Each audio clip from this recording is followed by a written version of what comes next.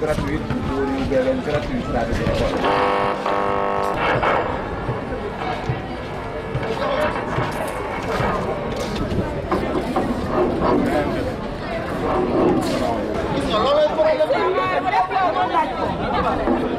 Antafal.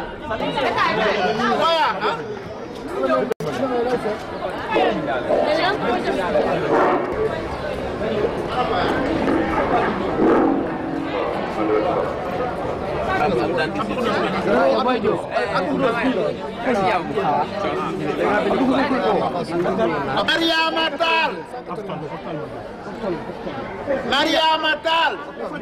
bagal ni ada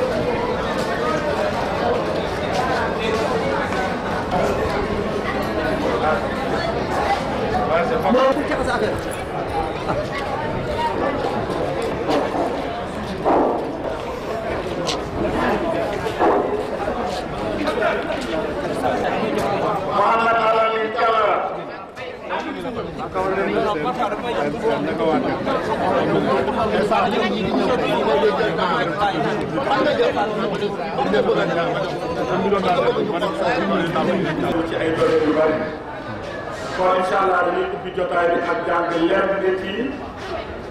ay aaya ci téere borom bi subhanahu wa taala ubbee ko jotaay ngir yàlla subhanahu wa taala barkeel ñu ko jotaay bu ñu noppee inshallah événement bi nga xam ne moom lañu nekk nii li nga xam ne moom mooy commission sociale amal ko taxawal ko ki nga xam ne moom moo jiite commission bi dama yàlla Oustaz Aboubacar Traoré mi ngi fi dinañ ko jox kàddu incha allah bu daal di ubbi li nga xam ne moom mooy kàddu yi bu paree dinañu jox les médecins ki nga xam ne moom moo tiim ñëpp di Amirul Fara Dakar moom moo ko organisé section Dakar ay commission la commission Allahu la ilaha illa huwa al-hayyul qayyum ذو سنة ولا نوم له ما في السماوات وما في الأرض من ذا الذي يشفع عنده إلا بإذنه يعلم ما بين أيديهم وما خلفهم ولا يحيطون بشيء من علمه إلا بما شاء وسع كرسيه السماوات والأرض وسع كرسيه السماوات والأرض ولا يؤوده حفظهما وهو العلي العظيم لا إكراه في الدين قد تبين الرشد من الغي فمن يكفر بالطاغوت ويؤمن بالله فقد استمسك بالعروة الوثقى لا انفصام لها والله سميع عليم. محمد عليه الصلاة والسلام mi nga xamante ne mooy sang-sang yi mbokk yi ñu ngi leen di dalal di leen naan ahlan wa sahlan wa marhaban bikum sant nañu sunu borom subhanahu wa ta'ala mi nga xamante ne moo ñu baaxee mën a taxaw bu mel nii gannaaw sant sunu borom sant mouvement Al Falah bi nga xamante ne moo ubbi ay buntam pour dimbale askan gi dimbale li nga xamante ne sunu borom subhanahu wa ta'ala moom la sakku ci jaamu yi gannaaw loolu section Dakar bi nga xamante ne moom moo tiim liggéey bi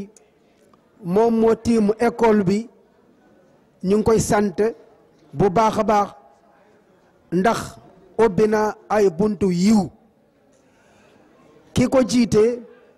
moo de dana jël kaddu moo de al ustaaz wal imam Ousmane Sankare mu ngi toogoon ne dana jël kaddu incha allah commission sociale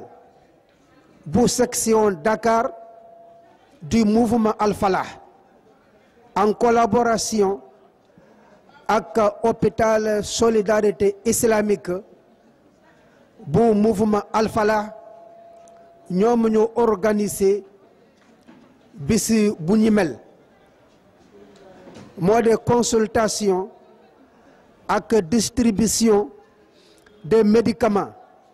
gratuitement ak jongal ay xale yi jazahumullahu xayran xam ngeen sunu borom subhanahu wa ta'ala dafa ne wa taawanu ala al birri wa taqwa dimbalante leen ci yiw dimbalante leen ci lu baax li gis nañu ci lu baax la bokk encore section bi mouvement bi ci boppam dafa war a di participer ci ndimbale askan gi taxawee kaddu sunu borom subhanahu wa taala ndax liggéey bu mel nii amaana am na ñoo xamante ne dañoo feebar te amuñu moyen pour faju am na ñoo xamante ne am nañu ay doom bëgg nañu pour ñu xarafal leen jongal leen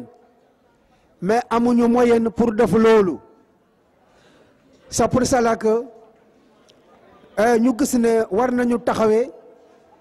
leen ne ci santaane sunu borom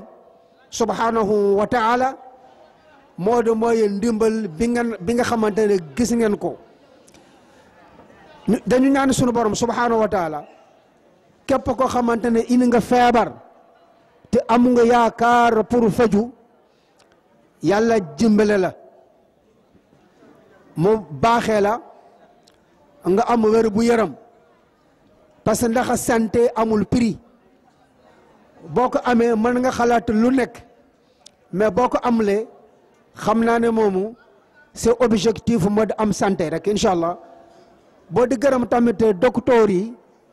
ñi nga xamante ne ñoo jël seen temps ñëw dund ak ñun fii jazahumullahu xayran wa barakallahu fil jami' asalaamu aleykum wa rahmatullahi wa barakaatu. camarade médecin chef Camara bi jiite hôpital solidarité bi te jiite tamit liggéey bi. ginnaaw bu ñu sante ba pare ñu ngi sant di gërëm mbooloo bi fi toog di leen wax asalaamaaleykum wa rahmatullah di leen masaw coono di leen dalal di wax ne journée bi dañ ciy sant yàlla bu baax a baax amaana hôpital de la solidarité islamique bu mouvement Alpha bi nekk fii ñu bëri ñu ngi koy romb mais ba léegi xamuñu li fay am ci activité yu bëri ci loolu ñu ngi wax mbooloo bi daanaka spécialistes yi fi toog nii yëpp à quelques exceptions près services yi ñuy représenté ñoom ñëpp ñu ngi ci biir hôpital bi di wax ni très rapidement ci composition équipe médicale bi wala campagne bi ñu war a defal ni tey ñu ngi fàttali mbooloo bi di leen yëgal ni aussi dina am consultation bi nga xam ne mooy médecine générale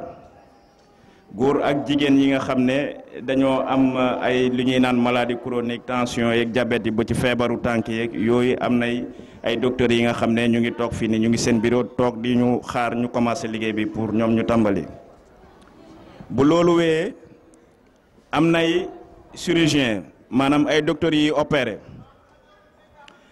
yi nga xam ne ñu ci bëri ñu ngi liggéey hôpital La Dantec ñoom seen lim xaw na tàkku tuuti mu ngi ci diggante ñeent ba juróom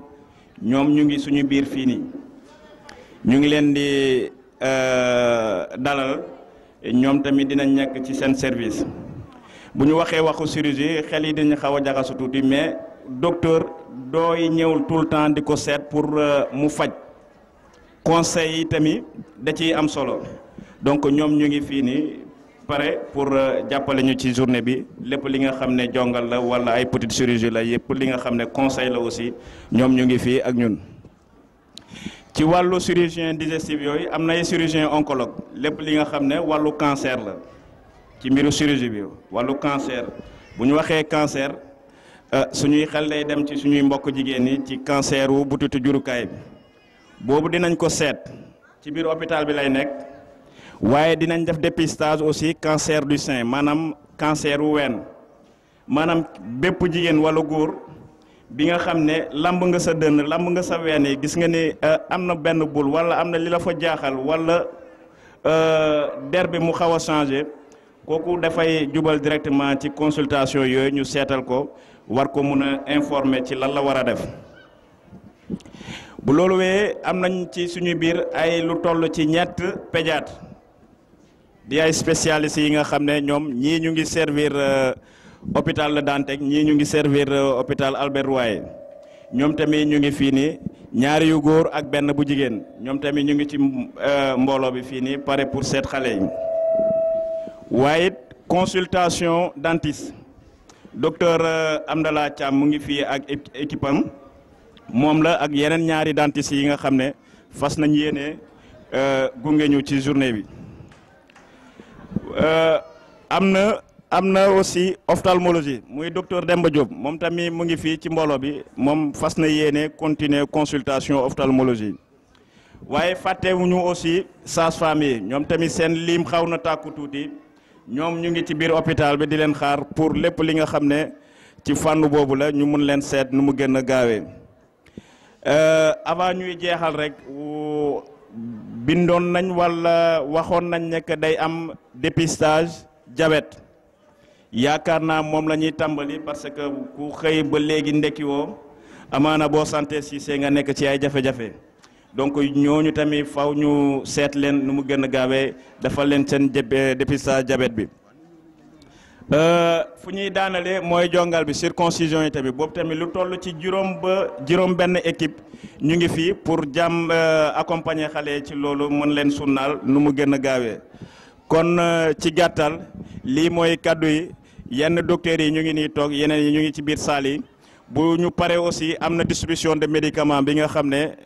pharmacie baa ngi noonu ci biir hôpital bi képp ku ñu bindal ordonnance képp ku ñu bindal garab foofu ngay jaar ñu seetal la ndax liñ la bindal mu ngi foofu ñu daal di la ko jox nga mën a ñibbeeg moom. léegi aussi bu ñu defee consultation yi bu paree bu amee ay conseils ngeen xam ne que li ma fi lim yëpp daanaka ay jours ordinaire boo ñëwee ci hôpital bi dinañ la mën a continuer sa suivi bi nit ñi xamee ko noonu jazaakum la xayran asalaamaaleykum wa rahmatullah. ñaanal yàlla subhanahu wa taala médecin yi yàlla na leen yàlla jàppale leen seen yaakaar te bañ kaa tas te mooy li tax ñu ñëw fii ñu jël ñu fekk ko fi. salaatu wasalaam ala rasulillah wa ala alihi wa sahbihi wa man wala. mbokk yi salaamaaleykum wa rahmatullahi wa barakaatuhu. ñu ngi leen di nuyoo yéen ñëpp ci seen i tur ak seen i sant le médecin chef ak collaborateur yi ak membre yi président commission yi yéen ñëpp ñu ngi leen di nuyoo. mbokk yi ñu ngi leen di dalal di leen wax ahlan wa sahlan wa marhaban ci mouvement Al Falah section Dakar ca la ñuy organiser bii nii mooy sunu 2e édition ci consultation gratuite consultation ak distribution de médicaments. ñu ngi ñaan yàlla bés bi mu nekk bésu mbégte mu nekk bés boo xam ne lu bare bari ci ay problème dina wàññeeku. ñi am feebar ñu leen di ñaanal yàlla may leen ñu tane yàlla may leen saafara hada wa salaatu wa salaam ala rasulillah muhammad sallallahu alayhi wa sallam asalaamualeykum wa rahmatullahi wa barakaatu. kon mën nañoo tàmbali liggéey bi ñu ngi jéggalu nag ci kii bi. kon jërëjëf mbokk yi léegi docteur nee na des médecine générale bu dee gynécologue bu dee alpam ñoom fii la.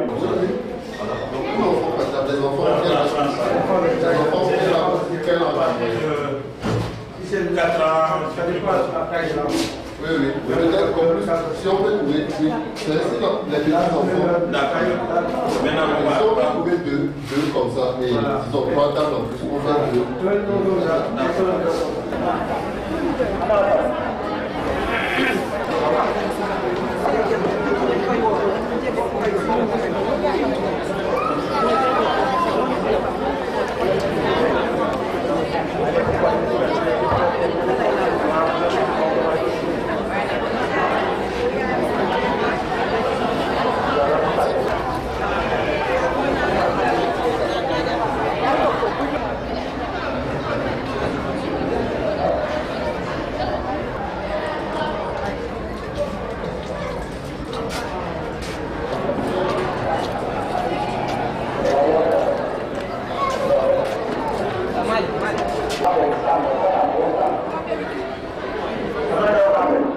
J'attends. Salam alaikum wa rahmatullah. Je suis le trésorier général du mouvement Mandaou Kambé, gestionnaire de l'hôpital de la solidarité islamique, trésorier du mouvement Al Falah section de Dakar. On est ravis d'accueillir la population sénégalaise en ce jour de journée de consultation et de distribution gratuite de médicaments que nous organisons pour la seconde fois au niveau de Dakar. Cette journée est spécialement dédiée à une population démunie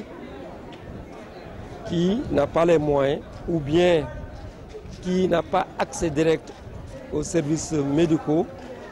et que nous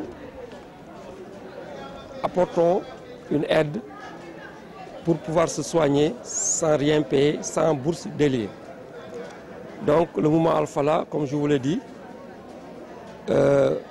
présente pour une seconde fois cette journée au nom de la population sénégalaise. À cette journée, des consultations pédiatriques sont effectuées, des consultations en médecine générale, en gynécologie, des consultations en cancérologie pour le dépistage du sein, pour le dépistage du col de l'utérus et une circoncision pour les enfants âgés de 5 ans et plus. En plus, nous faisons aussi une consultation au niveau des cabinets dentaires et de l'ophtalmologie. En sorte, nous faisons à peu près 8 à 10 consultations diversifiées pour chaque spécialité. Combien de patients pour la journée d'aujourd'hui? Pour cette journée d'aujourd'hui, on cible minimum 850 à 1000 patients. 850 à 1000 patients au minimum. Pour la médecine, 300. Pour la gynécologie, 100. Pour la gynécologie et les sages-femmes, c'est 100. Pour le dentaire, 50. Pour l'ophtalmologie, 50. La circoncision, nous allons cibler pour 40 garçons. Nous allons cibler aussi pour le dépistage du cancer, 100 à 200. Donc au minimum, donc, comme je vous disais, au minimum, nous allons consulter 850 à 1000 personnes. Est-ce qu'il y aura un suivi pour le traitement Bien sûr, bien sûr. Déjà, nous, on est une structure sanitaire sociale. Nous demandons minimum, maximum 1000 francs à 2000 francs par consultation. Donc, vous savez que pour une journée, on ne peut pas faire un traitement global de tous les patients. Il y a des cas qu'on peut traiter sur le champ, mais il y a d'autres cas, il faut un rendez-vous pour pouvoir les traiter. Mais n'empêche, l'accès au niveau pécuniaire, c'est vraiment faible, 1000 francs à 2000 francs, et aussi les possibilités de donner des médicaments. Parce que même les médicaments qui restent ici seront donnés pour la population, Inch'Allah. Waaw, asalaamaaleykum wa rahmatulah taala wa barakatuh. Solidarité islamique nekk tam trésorier si Mouvement Al Fala section de Dakar. Tey jii dañuy organiser benn journée de consultation et de distribution de médicaments gratuitement. Lii nag moo ñaareelu njëlbeen boo xam ne Mouvement Al Fala section de Dakar mu ngi koy amal fii si Colobane. Comme ni ñu ko waxee rek si journée boobu dinañ seet maladie ñu aajowoo si médecine générale si wàllu xale yi pédiatrie si wàllu jongal xale yi ñu am diggante juróomi at ba fukki at jëm fukki at ak ñeent dinañ xool tam si wàllu bëñ dentiste yi dinañ xool si wàllu bët ophtalmologie dinañ xool tam si wàllu dépistage cancer du sein si wàllu jigéen ñi xam nga ne loolu feebar bu la xam ne mu ngi commencé law ak dépistage cancer du col de l'utérus si wàllu bu tutu njurukaay bi dinañ joxe ay garab comme ni ñu ko waxee dinañ jongal tam ay xale comme ni ñu ko waxee dinañ seetam lu wàllu sage-femme ak gynécologie si wàllu jigéen ñi soo ko pédiatrie te wax nañ ko si wàllu xale yi tuut tànk yi dinañ leen xool incha allah comme ni ñu ko waxee dinañ am yéene xool juróom-ñetti téeméer ak juróom fukk jëm junni ci ay doomu aadama incha allah rabbi si bési tey bi mu ngoog maanaam ñoo ñuy xool duñ fay dara si consultation ba pare garab yi yu xam ne médecins yi bind nañ leen duñ si fay dara xam nga ne ñun hôpital la boo xam ne social la xool sa yaram rek ñaar téeméer la kooku de wóor na ma ne su amee itam si biir Sénégal bëriwul waaw ba pare xëy na am na ñu nga xam ne duñ leen mën a faj yëpp si bés bi waaye dinañ leen jox rendez-vous te garab yu des tey suñ ñëwee aajo ko dañ leen ko jox duñ leen ko fayeeku incha allah waaw kay jërëjëf maa ngi leen di baamtu suma tur Mandaw Kambe nekk fii section Dakar Mouvement Al Fala nekk si hôpital de la solidarité islamique salaamaaleykum wa rahmatullah maanaam jaamu yàlla la ñoo ko génnee seen nafa def ko fi sabili la jëlewuñ ko jéggaanuñ ko fenn ay sénégalais di man di ñëw ku ne yaa si def sa dërëm sa ñaar dërëm ñii indi garab ñii indi alal ñii indi seen doole ay médecins def fii sabili la suñ koy xayma nag xëy na comme ni ñu ko waxee luñ budgétisé si départ bi moo de million ak genn wàll waaw million ak genn wàll mais xëy na mun na ko passé yëpp si jaamu yàlla dañuy jëlee si ay jaamu yàlla delloo ko si ay jaamu yàlla.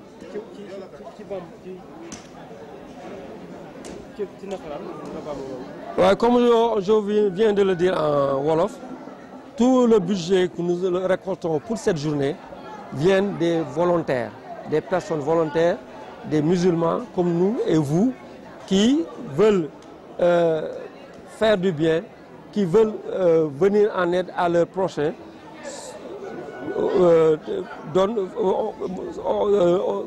participent d'une manière volontaire à ce budget de la journée de consultation et de distribution gratuite. Le budget est estimé au départ à 1,5 million.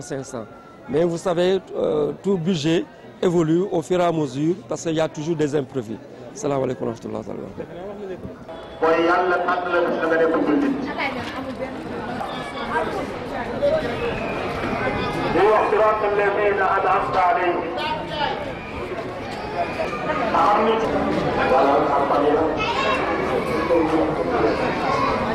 Je m'appelle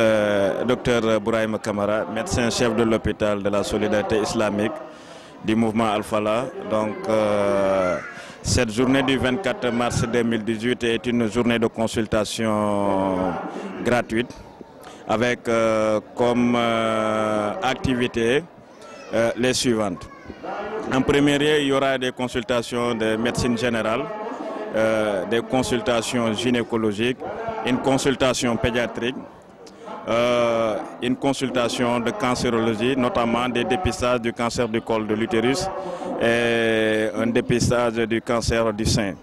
À cela, il faut ajouter une consultation dentaire qui sera suivie des soins et des extractions. Inch'Allah, une consultation ophtalmologique aussi est prévue, des séances de circoncision, notamment entre 30 et 40 enfants sont prévus pour être circoncis. Et pour cela, il y a des chirurgiens urologues qui sont sur place, des chirurgiens viscéraux, digestifs qui sont là pour cet événement. On va finir la journée avec une distribution de médicaments. Donc un ensemble de lots de médicaments est disponible. Chaque patient qui sera vu et consulté pourra passer au niveau de la pharmacie pour prendre les médicaments qui s'y est par rapport à sa pathologie. Voilà, je vous remercie. Bismillahirrahmanirrahim. Wa sallallahu wa sallama ala man la nabiyya ba'd. Man mangi tuddu Aboubakary Traoré. maa jiite commission sociale bu section Dakar du mouvement Al-Falah. Journée bi nga xamante ne moom la ñu nekk commission sociale mi en collaboration ak hôpital solidarité islamique bu mouvement Al-Falah ñoo organisé journée bi moo di journée consultation ak distribuer des médicaments gratuits ak jongal ay xale yi góor. xam ngeen sunu borom subhanahu wa taala dafa ne wa taawanu ala al birri wa taqwa, dimbalante leen ci yiw dimbalante leen ci lu baax. li comme ça bokk na ci lu baax yi nga xamante ne commission bi xalaat na ko pour taxawee ko. loolu pour dimbale ñi nga xamante ne dañoo néew doole, dañoo feebar mais amuñu lu ñuy fajo, yore nañu ay doomu yu góor, amuñu xaalis boo xamante ne ci lañu leen di jongal. ñun ñu organiser journée bi pour jàppale leen, pour dimbale leen. daanaka journée bi mooy deuxième édition bi nga xamante ne dañu koy taxawee fii. am nañu yaakaar dana am yenn bis yi nga xamante ne ñu ngi koy dëgmal. spécialisation yi nag am na li jëm ci beñ ak ay gët moo di ophtalmo, ak ay xale yu góor jongal leen, ak dépistage, ak jigéen yi nga xamante ne dañu am problème ci seen wér bu yaram bi maanaam cancer de sein ak leneen. loolu yëpp incha allahu danañ ko seete ci bis bi. ñu ngi gërëm ñëpp nag, moo di ndax financement mu ngi jóge ci jullit yi delloo ko ci jullit yi. ci commencement ñu ñoo lamba suñu poche, yëngal mbokk jullit yi tamit pour ñu lamba seen poche pour bis bi mun a am, bis bi mun a taxaw. kon nag ñu ngi gërëm ñëpp RDV tamit ñu ngi ko gërëm ci taxawaay bi nga xamante ne moo ngi koy defar toujours ak collaboration bi nga xamante ne mu ngi koy taxawee ak nun yàlla na ko yàlla fay yiw asalaamaaleykum wa rahmatullahi wa barakatuh. Aleykum wa rahmatullahi wa barakatuh. Oui, voilà, je m'appelle Aboubakar Traoré et c'est moi qui suis les responsables des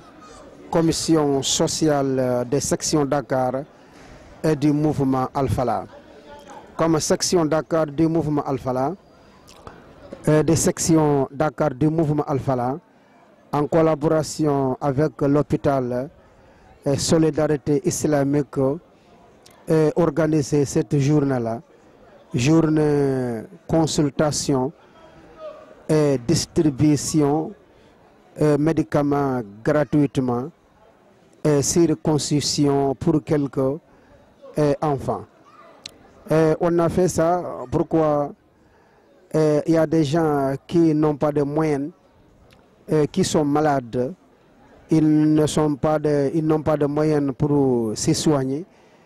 Et il y a des parents aussi qui ont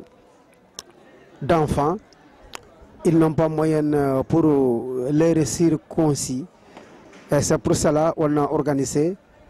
cette journée-là. Le financement, ça vient de nous, et les musulmans. C'est le financement qu'on a pris chez les musulmans et on a dépensé aussi chez les musulmans.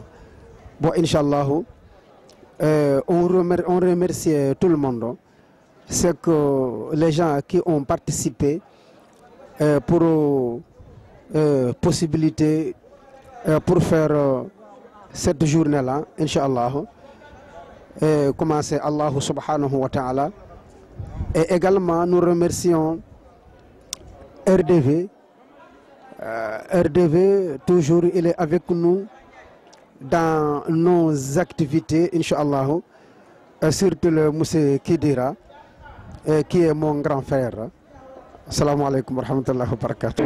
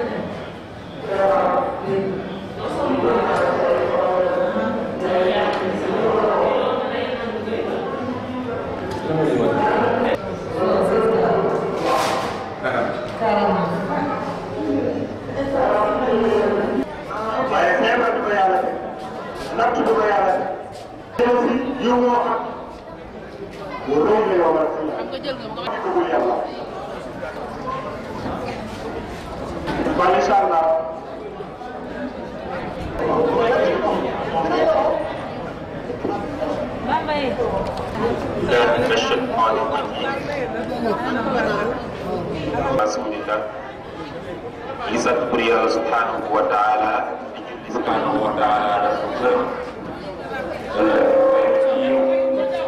yu yoo xamante ne bii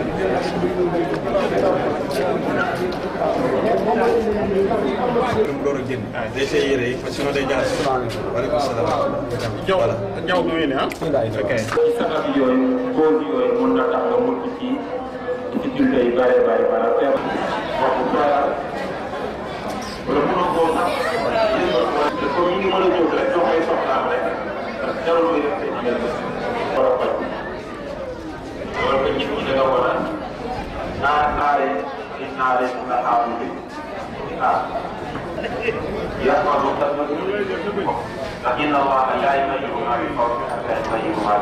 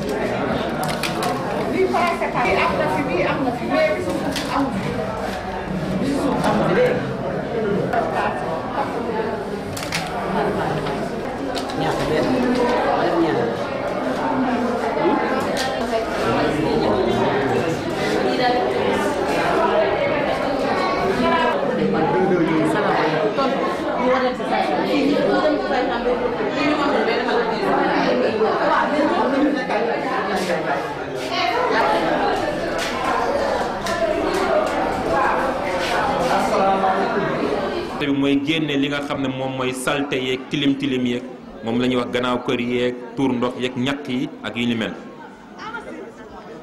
kon cellule bi dafa war a wér léegi nag boroom xam-xam yi nee nañu ñun lu ëpp suñu cellules yi yëpp presque déchet la déchet parce que tooke yi dafa bari suñu biir yaram cellules yi la ñu soxla si ñu dund dañ soxla ndox bu sell lekk ju baax bu naturel ngelaw waaw yi ñu gën a soxla ngelaw boo xam ne bu pur la air pur xoolal suñu mbedd bi tey suñu dëkk bi tey air bi puratul démb ba léegi poussière rek la ñuy nooyi kooku day feebarloo suñu cellules yi poussière bi ni mu wàccee gis ngeen ko beneen bi mooy mbedd bi suuf seeg saleté bi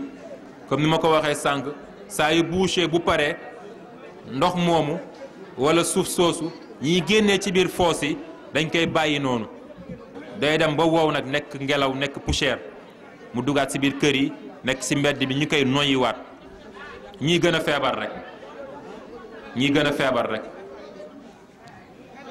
kon air bi dafa war a sell dafa war a set dafa war a pur moo tax bi ñuy tabax hôpital boroom xam-xam yi nga xam ne ñoo doon gëstu ci ban lieu ban place lañ war a def hôpital dañoo def benn genre gëstu rey ab gàtt ñu séddoo yàpp maanaam ñu def ko ñetti xaaj benn xaaj bi ñu yóbbu ko biir àll bi ci àll bi ñu teg ko foofu ab diir beneen xaaj bi ñu yóbbu ko ci biir ville bi ñu bàyyi ko fa ab diir beneen xaaj bi ñu yóbbu ko ci côté tefes bi ci géej gi ñu bàyyi ko fa ak diir ba ñu ñëwee ñu xool bi ñu bes ci àll bi ñu fekk mu décomposé mu yàqu mu nëpp ñu dem bi nekk ci biir ville bi moom it mu yàqu ñu dem bi ñu fekk ci taatu géej bi ñu fekk changé wul ñu xool ne ñu ne kon milieu bi moo gën a baax suñu def hôpital moo tax boo leen xoolee hôpital yi gën a mag ci Ndakaaru ci géej gi lañ nekk waaw loolu moo tax ñuy def loolu parce que air pur bi ñuy nooyi malade yi dañuy soxla nooyi air boo xam dafay pur waaw loolu dafa bokk ci li tax ñi koy def kon ngelaw bi bu setee mu pur deuxième bi moom mooy ndox ba ngay naan tamit mu sell ndox bi set bañ a am ay calcaire ay saleté waaw comme suñu ndox bi tey nu mu mel maara détaillé ndox bi moom boo ko xoolee moom boo moytul dootoo naan ndox sa fit du la may nga naan ko jëlal ndox nga def ko si bouteille nga teg ko bu baree ba bari 24 heures rek nga xool ndox mi ci suuf taat bi nu muy mel nga yéemu ci yàlla mu leer la ne yow ba nga juddoo ba tey loolu ngay naan kon feebar bu ne mën na laa daal loolu mi ngi yàq sa cellules yi ñoo lay permettre ngay dund ñooy renouveler say organes yi toujours kon ndox bi ngay naan da nga ko war a bàyyi xel xoolaat ko bu baax beneen bi comme niñ ko waxee mooy lekk bi lekk yi ñi lekk yëpp naturel atul naturel lu naturel moom pour nga am ko léegi problème la problème la cey bàyyi nañ cere bàyyi nañ fonde bàyyi nañ ay laax bàyyi nañ ay laaxu bisaab yooyu yëpp teg nañ ko fële ay ceeb yi tooy mbaxal tey boo demee sa kër sax ñu togg fa mbaxal sax nga ne lan moo xew man ñàkkuma nangam ak sàngam lu tax togg loolee ma ceebu jën nangam diw de këram de diw de temps yi moom affaire yi métti na ci moom fonde la ñuy ndekkee laax la ñuy añee wala laaxu bisaab guddi cere ak meew rek la ñuy lekk waaw dañuy jàpp ne amuloo wala cere la ñuy lekk da ngaa pauvre alors que loolu suñu wér-gu-yaram ci la nekk léegi ba ñu bàyyee loolu jël mburu ba comme niñ ko waxee sànq gis nga yi ñu ci def yëpp mayonnaise ketchup moutarde kaani spaghetti omelette sandwich lu ne ñu def ko si ñu ndekkee ko añ jot ñu tegal ñu ceeb bu niin def ci lu ne waaw def ci épice bu ne nga lekkaat ci ba sa biir fees dell guddi jot ñu toggaat loo xamante ni ay tufe wala ñamu xorom yooyu ganaar wala yàpp nga lekkaat sa biir fees ñetti benn baaxu si kañ ngay wér neex na de imaam ne na neex na waaye musiba la imaam de nee na neex na de waaye musiba la wallahi mooy dëgg suñu benn góor ndeysaan daf ñu mus a wax mu ne ko jël dugal ko sa biir gémmiñ kenn seexloowu la ko kon xoolaatal li ngay lekk xoolal la ngay jël ci quantité ci lekk waaye lekk ba doo mun a bouger topp neexaayu lekk bi rek di dem rek. waaw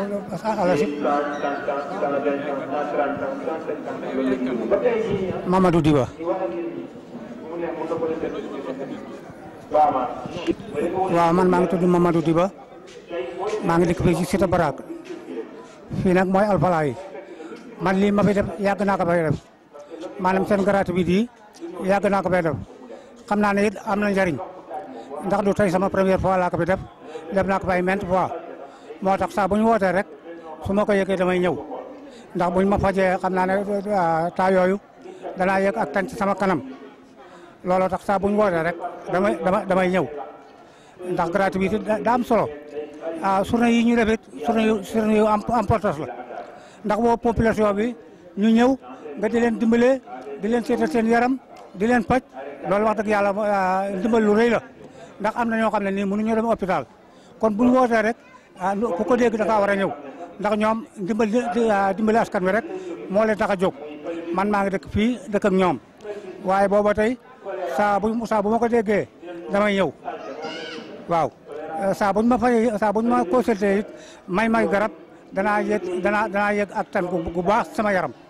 kon daal journée bi am maanaa la waaw xam naa ne ku ko yëg waroon ngaa ñëw waaw ndax daal dimbal nit ñi rek moo leen tax a jóg loolu daal laa ci bëggoon a sànni asalaamaaleykum wa rahmatulahi taala wa barakatu. dans un corps sain loolu moo koy yitteel xel bi na sell ba lu mu bëgg a indi. ñun jullit yi nag loolu lañ ci boole nag moo tax ñu raw leen. kon. ruux moomu la koy sell yooyu moo koy sellal moo koy defar.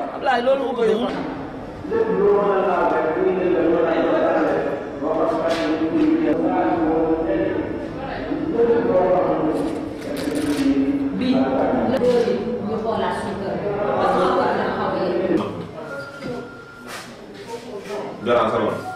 loolu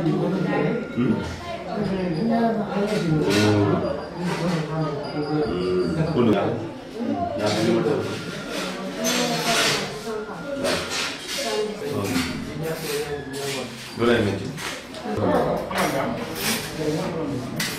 danga bëgg ñu boole loolu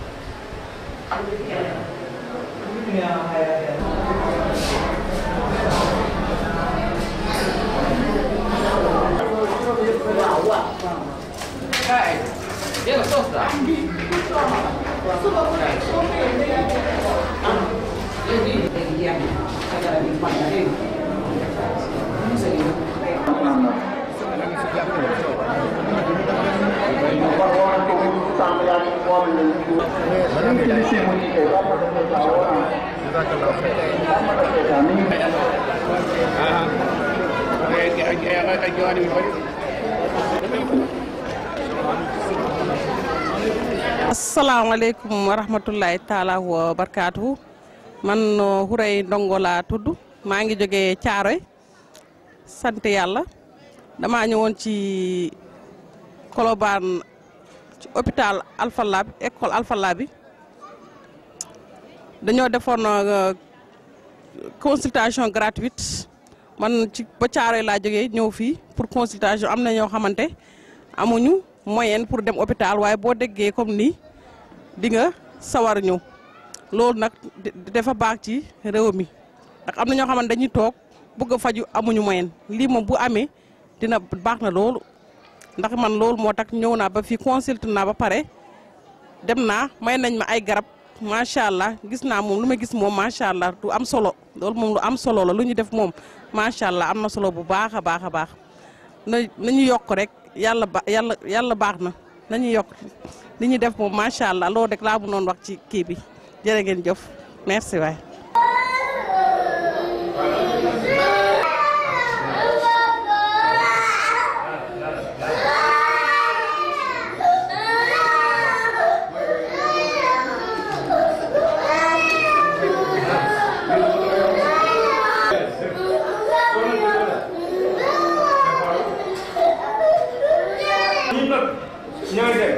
ñi noppiwul bu ñu dem kii bu baax la xoolal kii bu baax la kii noppi na te kan moo des kan moo xoolal xam nga kii noppi na te kii bu baax la géej ak lan yàlla moo bind xar ak ay garab ak lan waaw kër yàlla du na léegi kuy jooy kuy jooy ah kuy jooy dañu la médecin bi moom mu nekk moom du ñu léegi xoolal ñoom sax dañu ñibbee léegi dañuy xool ñi ñibbi mu xam soo leen ñibbee bu leen bëri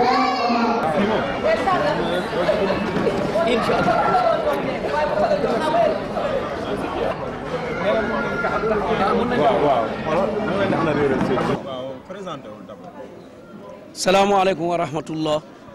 kii wax ak yéen mooy Ousmane Geladio Ka président mouvement Al Falah mouvement bi nga xam ne la muy taxawee di ko yittoo ñu xamee ko mooy yee nit ñi ci diine yar nit ñi ci diine delloo leen ci téereb yàlla ak sunnab yonent bi sallallahu alayhi wa sallam. waaw tey ngeen organiser journée deuxième édition journée consultation bu Alfala la moo waral ngeen def geste bu mel noonu. waaw xam nga bu ñu nee diine moom léppam a mat Alfala di liggéeyee ci diine kon day jéem léppam du mat waaye dina jéem moo tax dañu am commission boo xam ne commission sociale lay tudd day nekk commission nationale mais section bu ne moom itam dina am commission sociale kon commission sociale boobu mooy góorgóorlu woon nit ñi ne diine léppam lay yóbbaale ni muy yittewoo nit ki xam noonu lay yittewoo nit ki yaru waaye noonu lay yittewoo nit ki wér ci cadre boobu nag la commission sociale bu section Dakar mu nekk section bi gën a màgg ëmb section yi yëpp ci la ñu jóg nag ñu ne dañuy def action bi ngir ñëpp gis ne diine itam lii la waaye falaa itam nii lay demee kon ñu dajale ay médecins ci anam yoo xam ne anam yu wuute la ñii ñëw di seet lépp nit ki comme médecine générale ñii ñëw di seet bëtu nit ñi ñii ñëw di seet deretu nit ñi lu mel ni diabète ak yeneen yu mel noonu ñii yittewoo ñëw seet xale yi jongal leen kon ci yooyu ñoo daje am yeneen jàngaro yoo xam ne jàngaro yu biir la lu mel ni cancer bi nga xam ne day jàpp ñëpp ak ni muy màccee ci doomu aadama ak itam ni muy nekkee ci soxna yi ñoom itam ñu jagleel leen anam yooyu kon ci loolu la mouvement Alfala di dox ci loolu laay wut di woo ñëpp nag waaye mu ngi ci sant nag commission bi nga xam ne mooy commission sociale bokk na ci liñ ko doon xaar financement bi nag jógewul fenn dañuy sensibiliser ñëpp nag képp koo xam ne membre Alfala nga li nga man bu dee xam-xam nga ñëw indi bu dee taxaw saytu nit ñi nga ñëw taxaw bu dee poos nga làmb génnee bu dee garab nga dal di ko dajale ak képp ku gëm loola bëgg loola dugal ci sa loxo kon ci loolu la ñu amee budget bi nga xam ne moom la ñu doxalee mbir mi kon jëmm yi taxaw te kenn fayu leen dara ak ñeneen ñi indi ay garab ak ñeneen ñi nga xam ne itam dañuy làmb seen poos dal di joxe képp ku ñëw ñu seet la buñ la bindalee ordonnance ñu gis ne pharmacie bi garab yi fa ne ak xaalis bi la ñu ko jëndee woon mu nga fa kon yow am nga chance ñu jox la garab bi yëpp nga dal di dem bu fekkee ne loolu nekku fa nga jël la fa ne nga continuer waat seet nooy def ba ordonnance boobu dal di mat xale yi nga xam ne jongal nañu leen da nga leen di jongal ba pare suivre leen bu fekkee ne bés bi jàll na dañu leen di indi ci hôpital bi nga xam ne mooy solidarité islamique mooy jàppaloo islam nga xam ne médecin chef bi médecin général